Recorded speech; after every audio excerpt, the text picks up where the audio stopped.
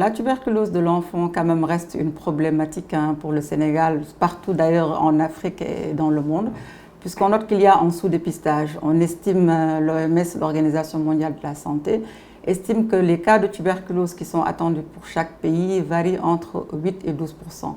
Si je donne par exemple les chiffres du Sénégal en 2023, on attendait 10% des cas de tuberculose attendus dans tout le pays.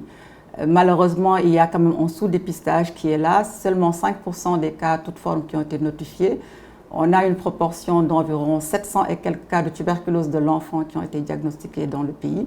Et principalement, c'est dans les 4 régions à forte charge morbide. C'est le même profil épidémiologique que pour la tuberculose pharmacosensible. C'est essentiellement la région de Dakar, la région de Thiès, la région de Ziguinchor et la région de Diourbel. Et rappelez que plus de la moitié des cas de tuberculose de l'enfant qui ont été diagnostiqués, c'est essentiellement dans la région de Dakar où on retrouve plus de 320 cas de tuberculose. Mais rappelez qu'on a aussi un sous-dépistage. Ce sous-dépistage est lié à plusieurs facteurs.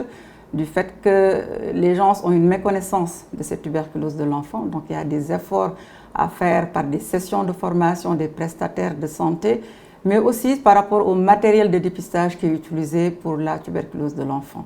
Rappelez que le Sénégal compte 79, on les appelle des appareils GenExpert, qui sont des appareils qui sont très performants, qui permettent de faire le diagnostic de la tuberculose chez l'enfant.